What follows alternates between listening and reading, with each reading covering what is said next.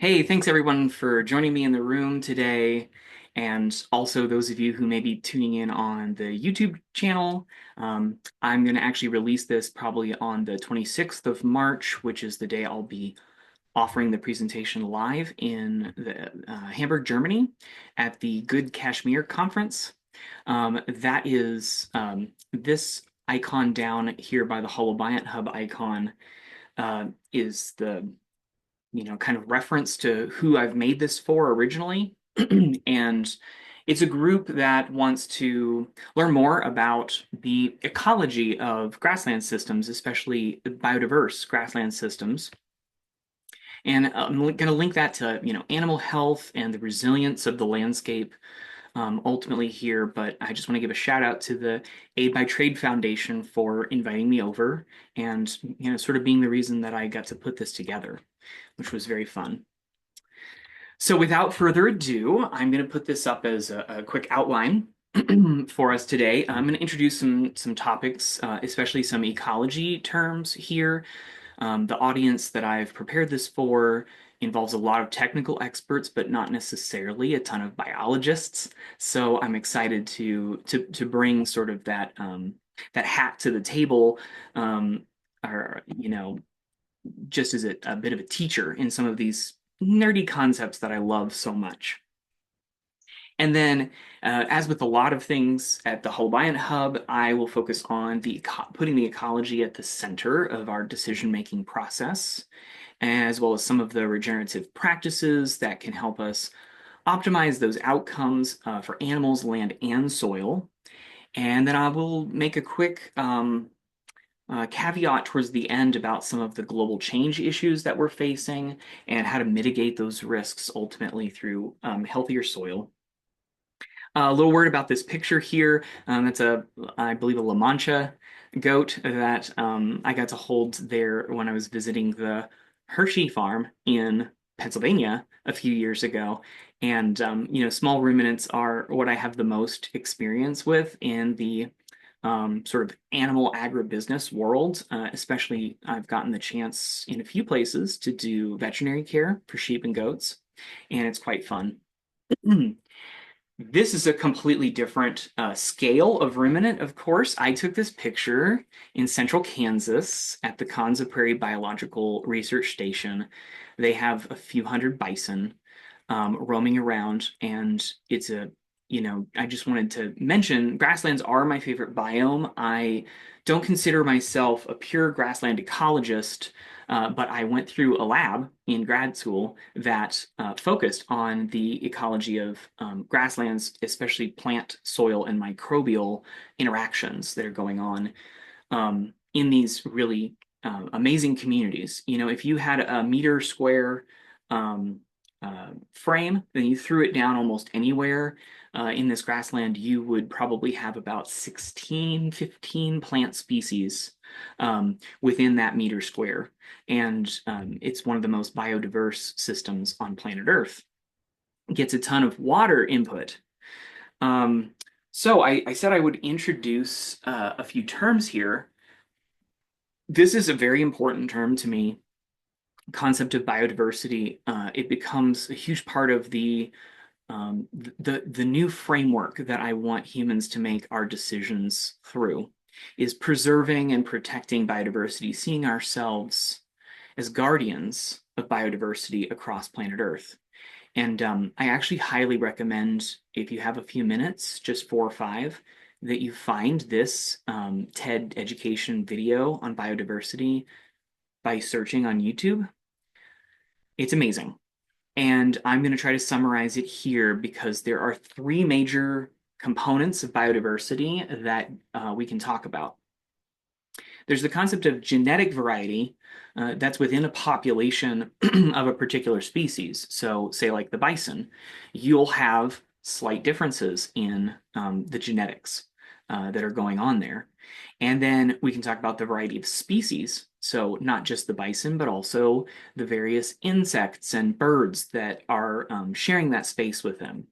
And then landscape variety is the kind of final component or the third strand in the weave of biodiversity. And that really has to do with the fact that you've got, rivers and grasslands and forest systems that are within a watershed typically interacting. So I'm going to go a little bit more into detail here. My favorite example for genetic variety is, of course, human eye color, right? We have certain very common eye colors across the human population, and in some countries, you have a lot of variation in eye color. And it's a really fascinating thing to behold. Uh, I remember in biology class just taking like a survey of the room to find out what a range of genetics we had. It's very critical, and it's one of the reasons why I'm very cautious about using commercial microbial inoculums in my garden. I don't want to flood the system with too much of one genetic type or have the ability, like have the consequence of, say, having bacteria that have all one very homogeneous kind of genetics. I want to gather that variety from around my local bioregion and landscape and even ecoregion that I live in here to capture that genetic variety.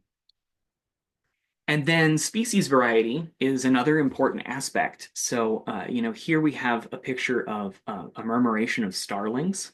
So that's all the same species of bird. It's a wonderful phenomenon, and I recommend you look up some videos of it because this picture, as great as it is, doesn't capture the effect of that huge population of starlings flocking together, flying responding to different cues in their environment. And then I have a picture of just a lot of different birds here. And this one of the magical things about going, especially to the tropics, is seeing this species variety in birds. They live in different parts of the landscape. They consume different foods. They interact with each other in various ways, sometimes as competitors for the same food source, sometimes collaboratively. So, it's an important thing to understand. This is part of biodiversity.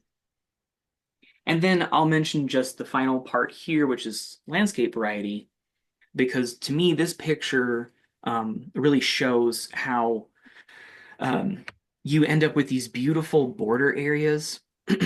There are things that live in this river that won't live in that forest that's just a few feet away.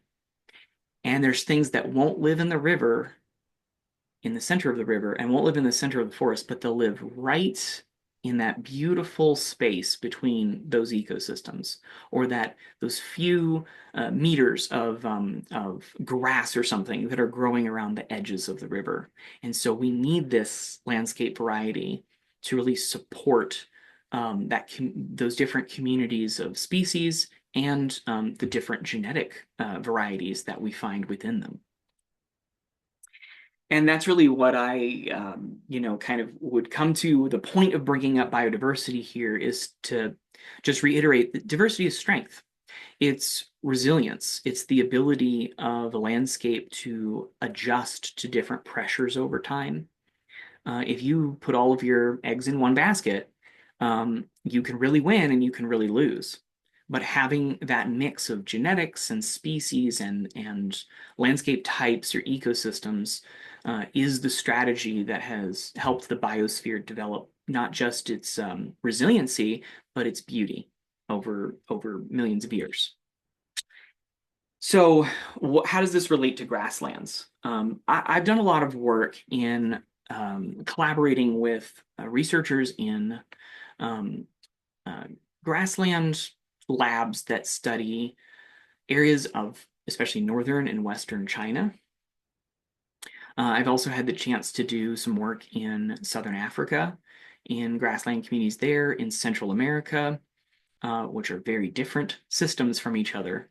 And I would say globally, but especially when we're talking about the context of India and China and some of the places where cashmere is a huge part of the income of local communities, there's a huge problem with the loss of plant community diversity. not just the species, but the genetics that would be like a form of variation in these systems are in many cases being lost. I've mentioned a few papers in this slide. The first two are ones that I collaborated with some of those researchers again from China Agriculture University. We were really looking into the effects of reseeding to improve the plant community diversity. Native yellow-flowered alfalfa was one of the legumes that we were trying to get back into these grassland systems. And also the plant microbial varieties, interactions, and what was going on there above and below ground.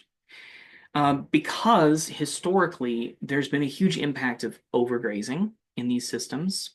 And, by some accounts, 90% of Chinese grasslands have been persistently overgrazed, which has a huge effect on the amount of carbon that's been accumulated within that system and just the variety of plants that you can find there. And, the quick and easy way to explain that is if animals have continuous access to an area of grassland, different animals will have different preferences of what plants to consume. And especially in the case of yellow-flowered alfalfa, there was a lot of selective grazing.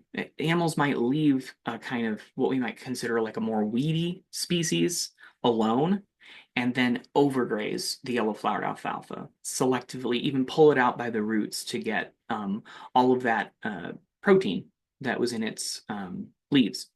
And then over time, you can see the reduction in the frequency of yellow-flowered alfalfa, or they have a lot of issues with the loss of a grass called Lamus chinensis, or sheepgrass. Has a lot of nutrition, is chosen by the animals, selectively eaten if they have access to it for a long time, and then becomes more rare in the system, and the animal health can actually suffer as a result.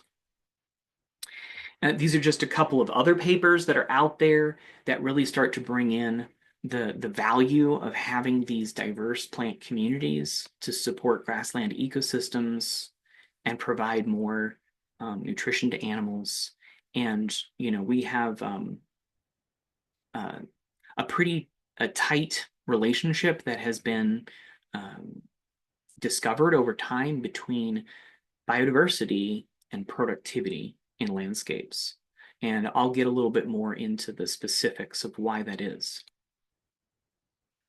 It's not just about the species diversity, but something that I would like to call functional diversity or trait diversity in the plants. And this is a classic example from a paper that's been out for years, right? Where I believe the prairies of North America are the setting here. And I'm sorry that the scale is in imperial, but you're talking about close to a meter above ground there, going down to maybe 2 meters below ground. If you have a grassland that, for example, is all species F from this picture, this kind of bunching grass species here, then the roots are utilizing the exact same layers of soil. And if they're tightly collected around each other, they might actually be really over-competing for water and nutrients out of that particular, those strata of soil. Compared to if you have a mixture where you've got plant B and G and F and P together, their root systems, the architecture of the root systems, we could call it, are so different that they're able to utilize more efficiently the entire space that's available. And we also see this reflected above ground where plants have different branching styles, and they found ways to fill out non-competitive space around each other when you have that functional diversity. If you have monoculture or just one species there, there's a lot more competition and the resources are not going to be utilized as efficiently.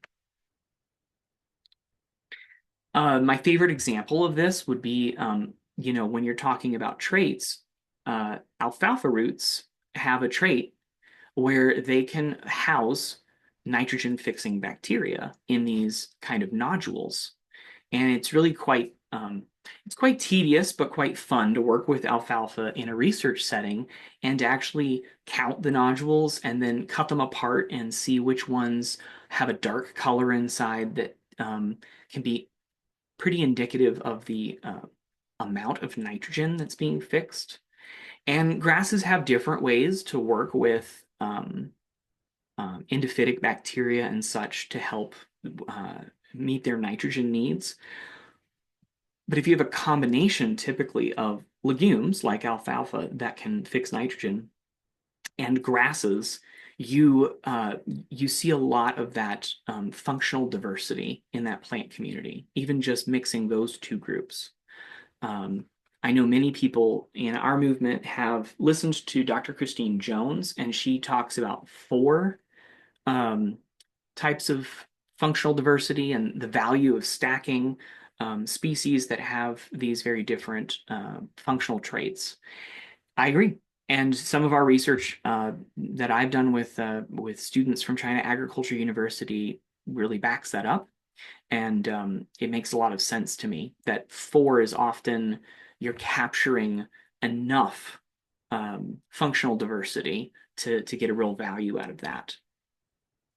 And I'm not going to go into the math, but it does get calculated and reported in papers like this one, where there's actually an effect of they'll grow the different species in monoculture and see what the productivity is of each of them.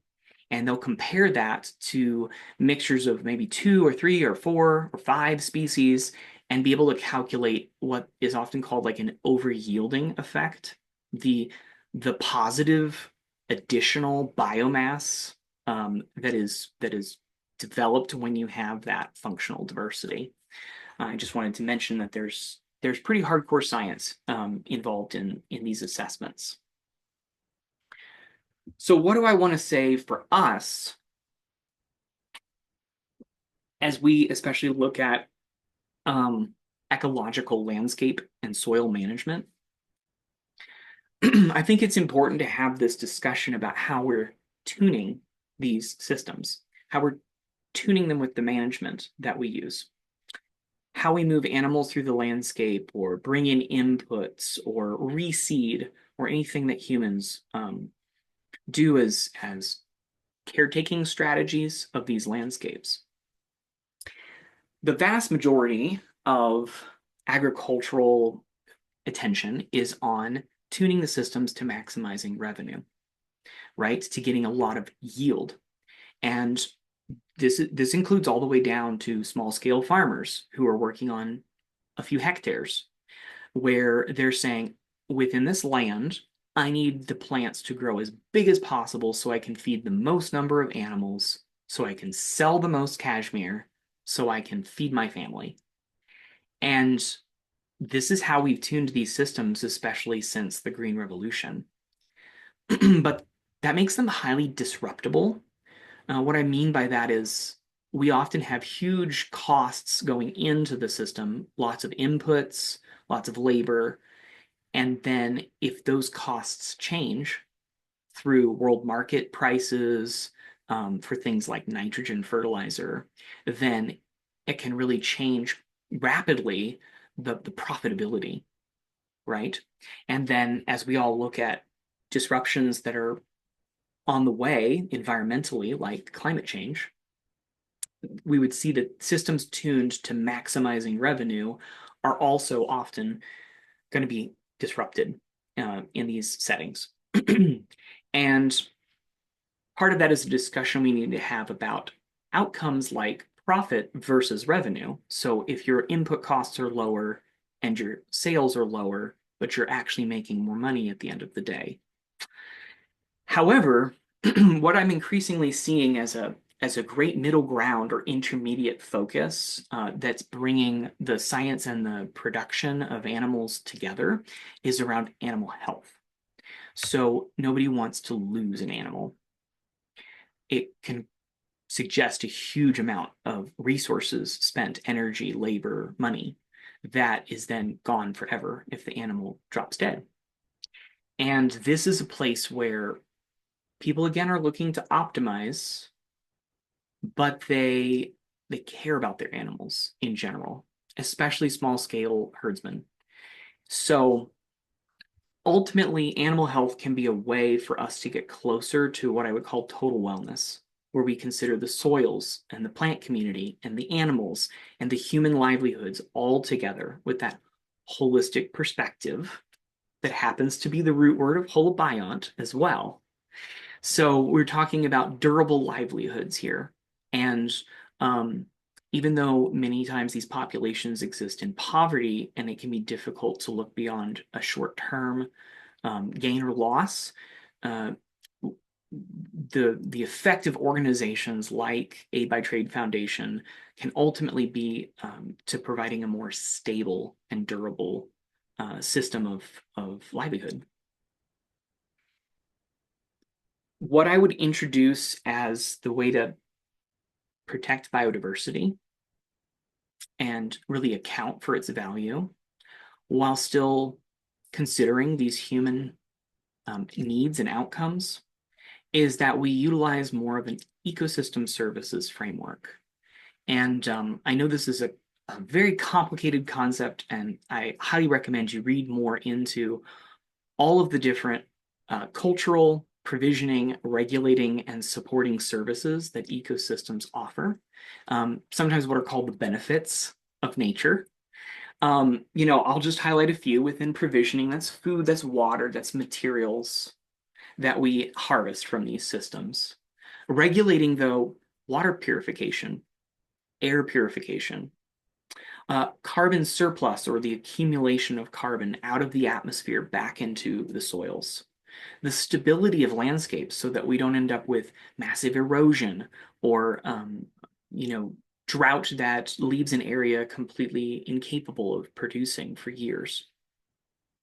And then supporting services, they're probably one of the trickier things to really understand on an economic level, except through that framework again of animal health.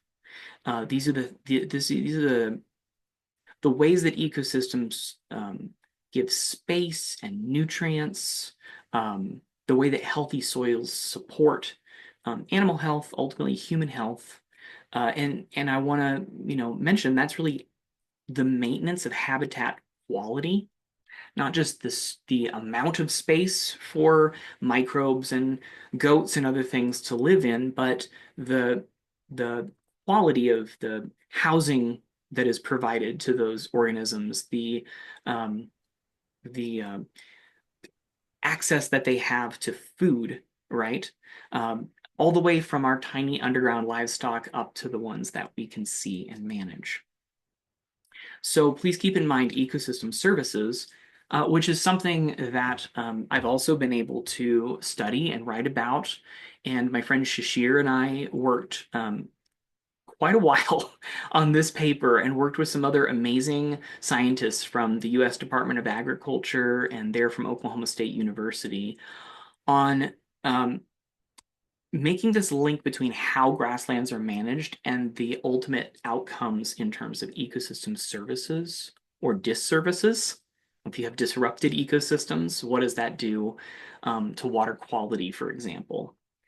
So what this really comes down to, and anytime I speak to producers, like in this photograph here, mindset really matters. If we're going to talk about ecological land, soil, animal management, then there are different practices and principles. We're tuning those systems to a different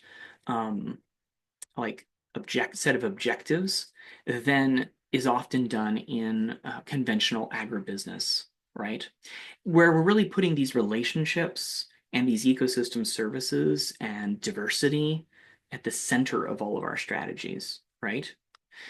So I'll just put this here. I know at this point, if it's going on Holobiont HUB, people probably know what I mean by the term that I, you know, kind of maybe simplify too much by just saying it's host organisms plus microbiomes.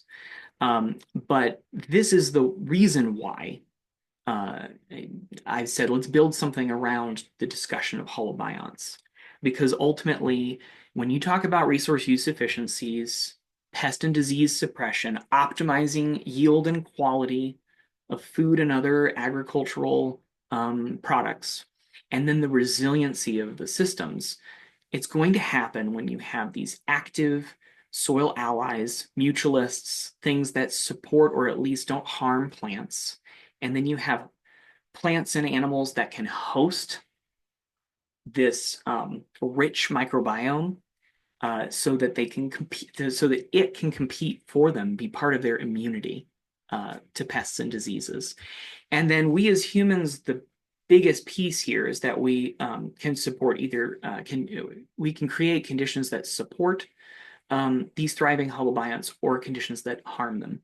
And ultimately, we can even break apart the host and the microbiome, and then we have a really fragile system and one that takes increasing levels of inputs like animal medicines or fertilizers or herbicides, right, to try to maintain something. And I've shared this quote before with the Holobiont HUB community. You know, we often forget that we are nature.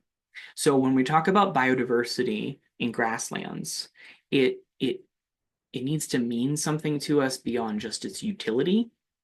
I think the utility is how this gets sold a lot of times, but it's also biodiverse landscapes help us connect with nature in a fundamental way that's very critical. You don't get the same exact thing if you're walking through a park with a few plant species as you do when you walk in a landscape that's more wild. The caretaker strategies that would support those thriving holobionts, that's really what I want to go into for a lot of the rest of this conversation today. And I've summarized them here. I've summarized them before in this slide in previous talks. You know, you're going to find a lot in common with the so-called principles of regenerative agriculture. And I will mention that I'm about halfway through this presentation today. So we're going to speed up probably a little bit and build on what we've done here.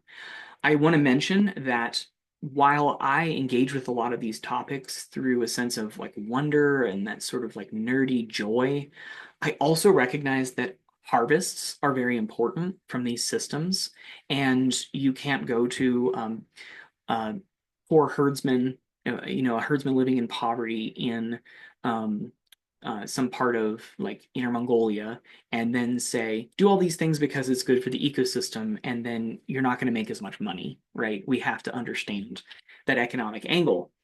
And it's one of the reasons why I joined after finishing my PhD this group and learned a lot more about agribusiness, right? And this picture is taken of me in my class, which involved several people who either get part or all of their livelihoods from agriculture.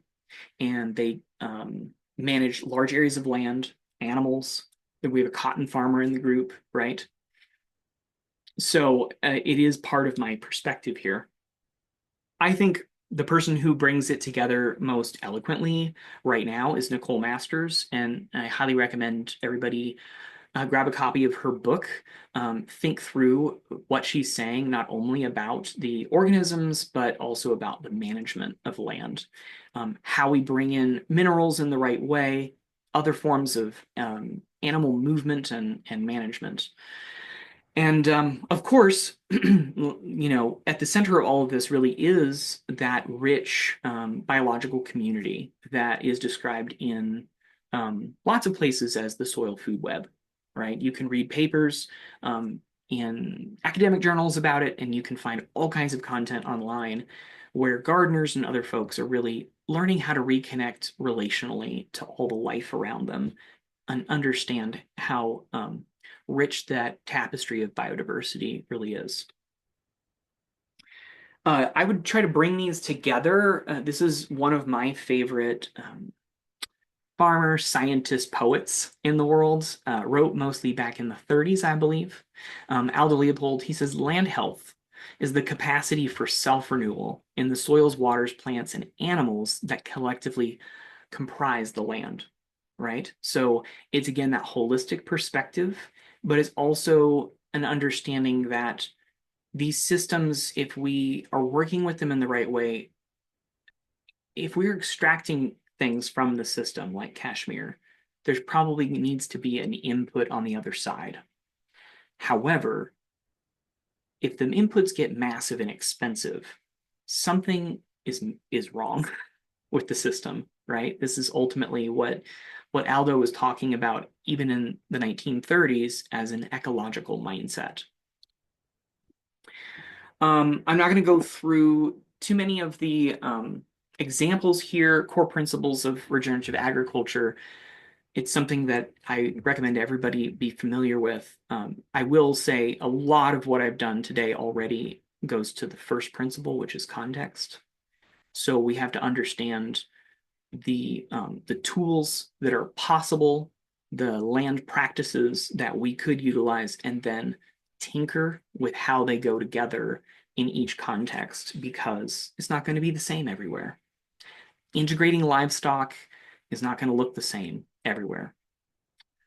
That's an important caveat as I get to a few ideas for improved management, like principles or practices. This group, the Noble Research Foundation, has done a lot of work into what's called multi-species grazing. So, goats tend to prefer brush, and I mentioned the effects that you can have in a landscape if an animal has preference for one kind of plant or one species of plant and eats it to death. So they're saying, like, what if we're bringing, goats will eat forbs and grasses as well, but what if we're bringing them together with cattle and sheep and donkeys and horses, right? What is happening as you have this mix of animals move through a landscape? You can get a much more even consumption of all plant species in there. And I highly recommend you check out this post that they made about multi-species grazing. Another really exciting sort of management improvement that I've seen come into the mainstream in the last decade or so is what you could call adaptive multi-paddock grazing or AMP grazing. The idea here is, especially with grasses, that in general, if the animals eat the grass below a certain height, it will actually stress the plant and it will have a harder time. They're removing too many of the solar panels from the plant, and it will have a hard time or take it longer to move resources from its root system and regrow above ground tissue. It also happens that this top half of the tissue, if it's consumed, tends to be for grasses, tends to be a little more nutritious for the animals. So they're not getting as much if they're continually grazing, And so these systems often involve a bit more labor, sometimes a lot more infrastructure, but the idea is to get animals into a grassland area for high intensity and short duration grazing. And that will really help you optimize the returns of whatever space you have. This is the theory, right? Optimize the returns over the course of the season. If you move the animals eat the plant matter within a couple of days, and then they're moved to the next area. They're moved to the next area. And meanwhile, if the plants were not overgrazed, they're given time to regrow and recover. And again, there's all kinds of things about grazing management that come into this in terms of timing, in terms of adjusting the grazing plan based off of the rainfall or other things that can't be controlled by humans, right? But we can be responsive. And that's one of the reasons it's called adaptive multi-paddock grazing. It's worth considering how these things can be brought into mainstream, right? Because more and more research is coming out saying, hey, there are improvements in soil properties under AMP grazing. There is improved soil food web community structure. There is more forage production. You get more carbon in the soils, right?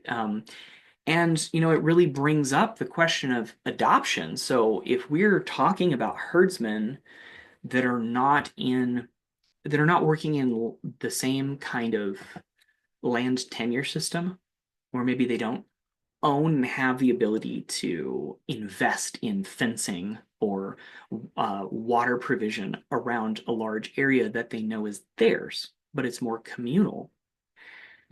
How do we adopt something like multi-paddock grazing, multi-species grazing in these conditions? And I'm not going to have all of those answers because it's context, right? It would be inappropriate of me, even as someone that understands the ecology of these systems, to just start writing prescriptions for small scale herdsmen in other countries. What I do know is that we have seen examples in other areas of agriculture of these kinds of innovative ideas effectively diffusing through populations. And I want to point out a couple of books here that have really shaped my way of viewing how these kinds of development or improved practices can occur all around the world.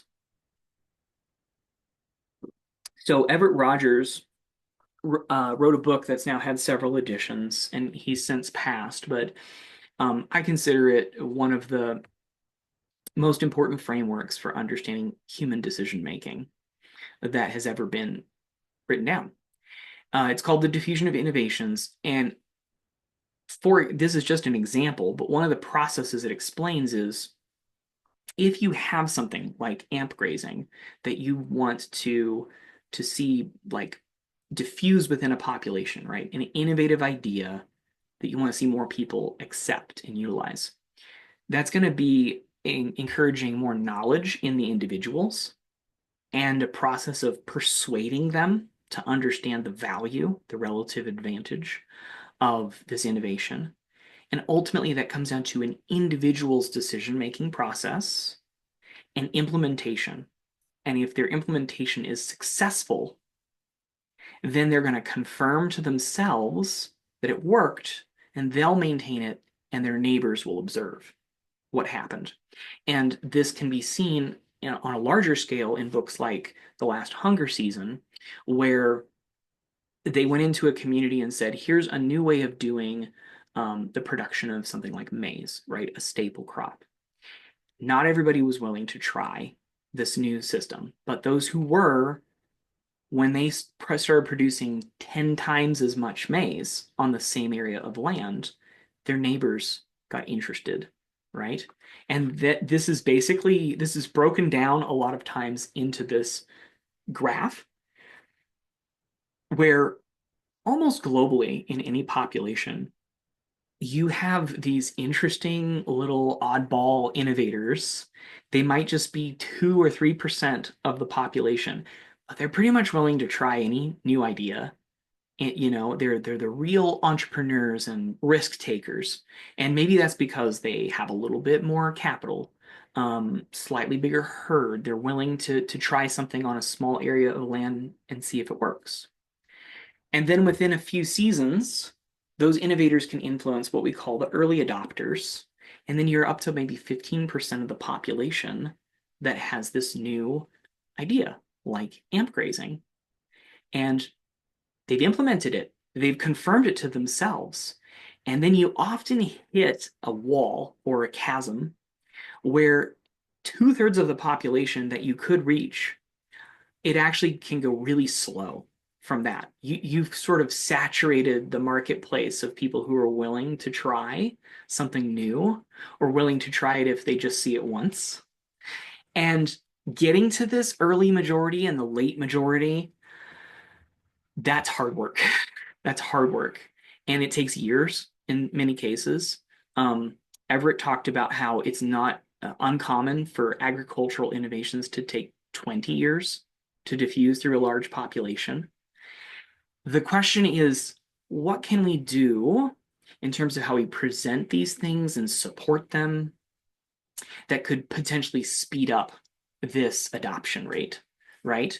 Because once you break into the early majority, it tends to go fast again, and the early and the late majority will adopt the technique or the principle or the innovative idea, the technology, really rapidly. And you do have it's kind of mean to call them laggards. You could call them skeptics, might be nicer. There is typically a group in this population that it may never happen with them, and there's a lot of groups that want to help with agricultural development projects out there that overly focus on the skeptics instead of focusing first on those innovators and early adopters and then bridging that chasm, right? So I just wanted to bring that in here today. I know it's a very interesting bit of social science to try to mix in here with all this ecology, but I learned a long time ago that you can understand the ecology and biology of these systems perfectly or well enough and still really struggle to get people to change behavior, right? And so this theory base does a great job of explaining how we can potentially speed up that process. Okay, because the most powerful thing is going to be observation. The observation of neighbors to neighbors. If you have something like amp grazing, how is that adopted into this community? You find that innovator, you help them succeed. Their neighbors start to say, I want to do the same thing. His animals are healthier.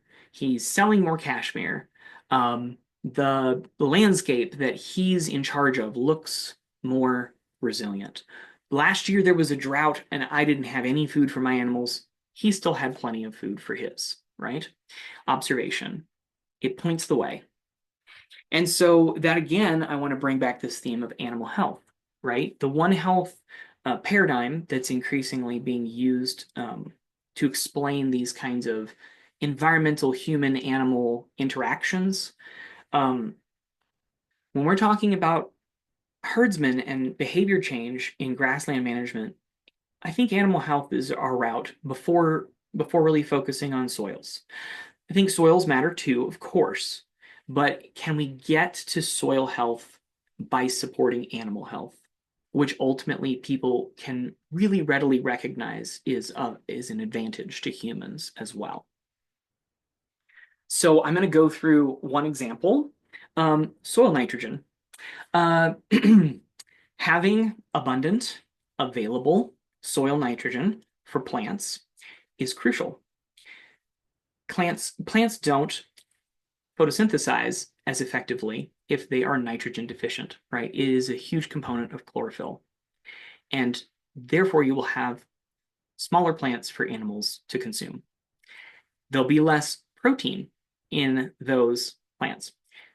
We need nitrogen, usually through the consumption of protein in our diets, to build DNA in our cells.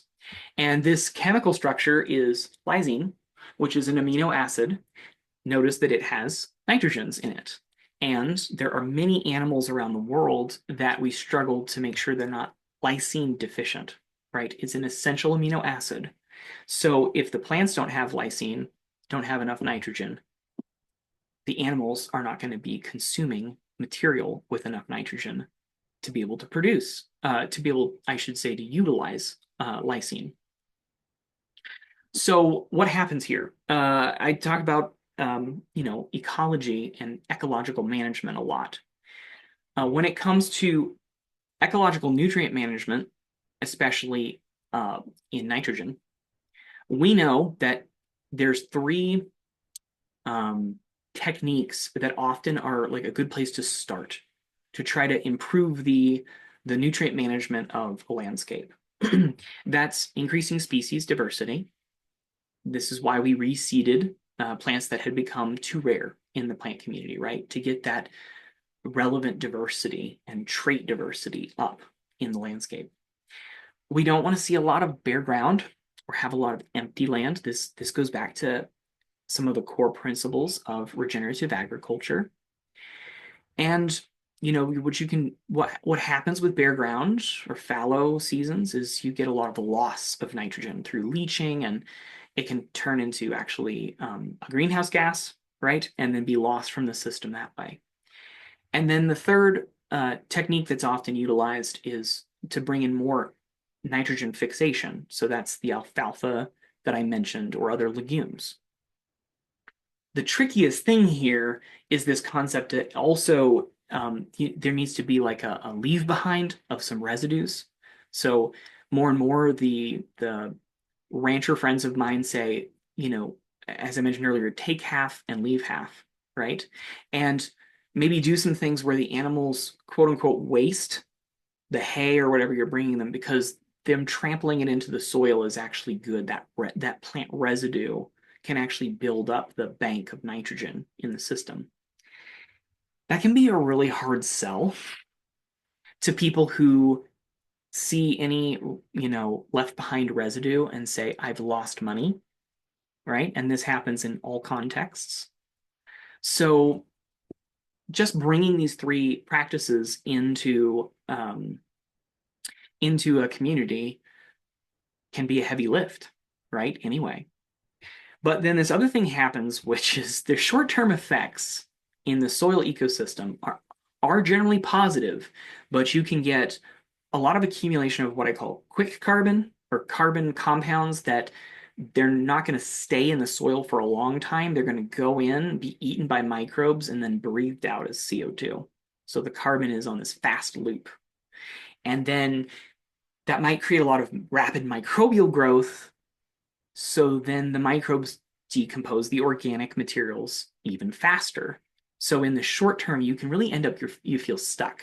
I've talked to a lot of producers in the land transition who go, I can't get my organic matter to go up beyond a certain point.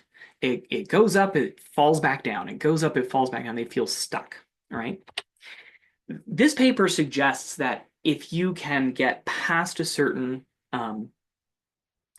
if you can shift that ecosystem over time, that those practices will go into having this long-term effect of helping to accumulate more stable forms of carbon, things that will be retained in the soil for longer and not be and kind of slower to decompose. So you get this release of nitrogen from the organic matter, like a trickle release, and just in time, and just as the plants need it, right? This is the idea.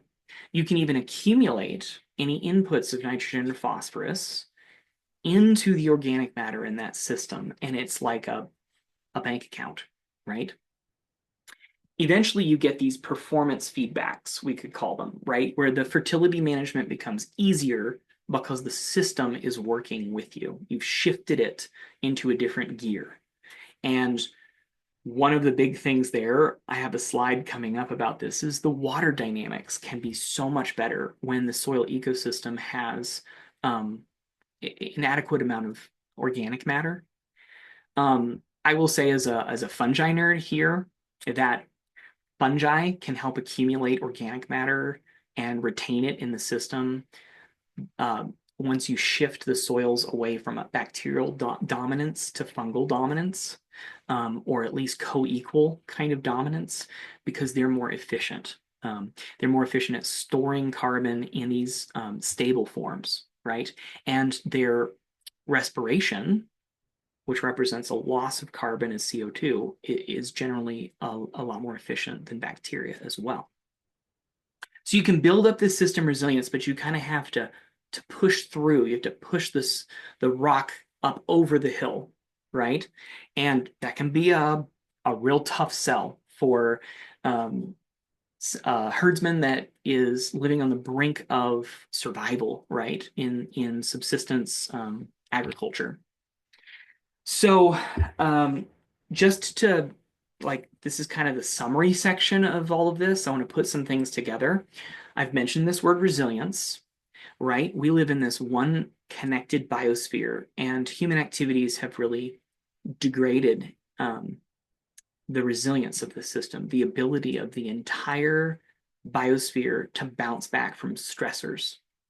For example, drought and periodic fire are two stressors, along with grazing, that most global grasslands have been shaped by. And most global grassland areas have some resiliency against those stressors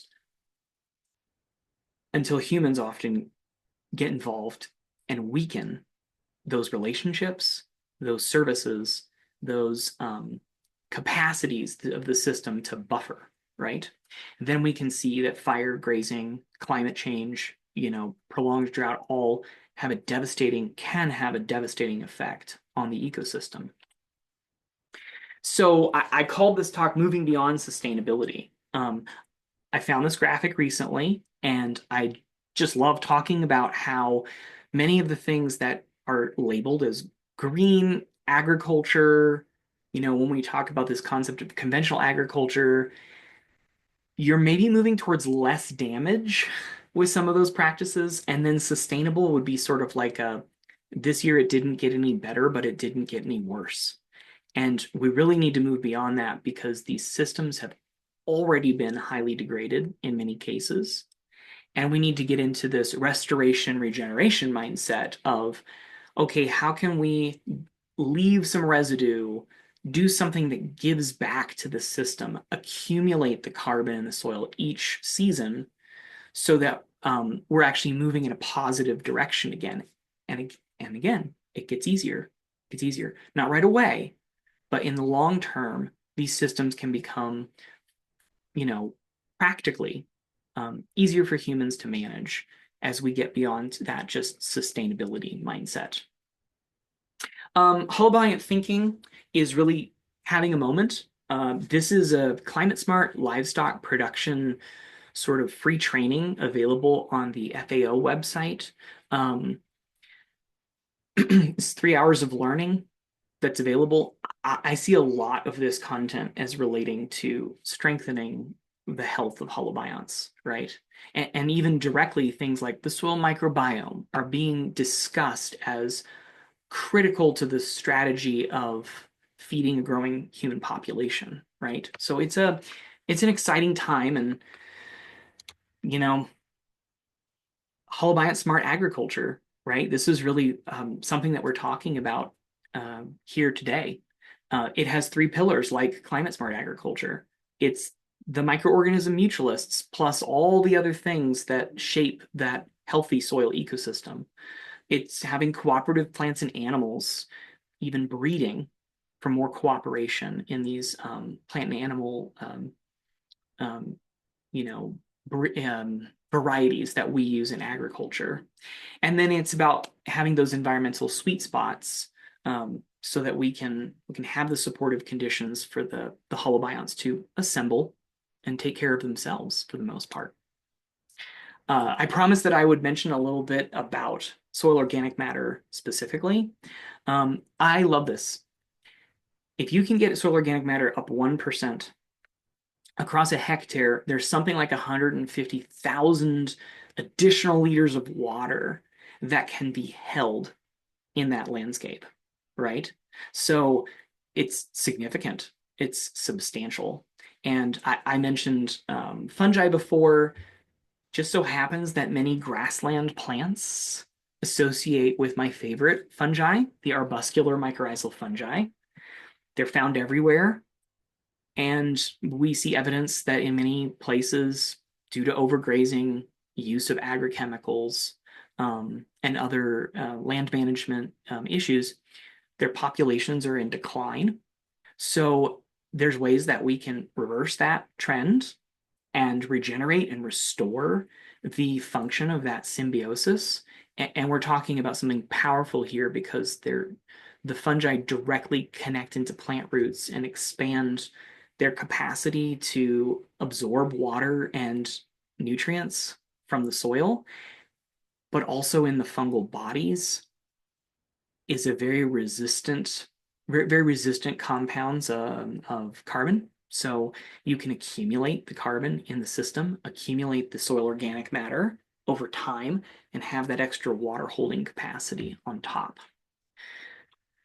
So I'm just going to leave this up here in case, during this Q&A period, you want to reference to any of the connections that I've made in terms of how land degradation, like what is driven by, what regeneration would require, and how we can get resilience in global grasslands to sort of reemerge, um, via our management decisions.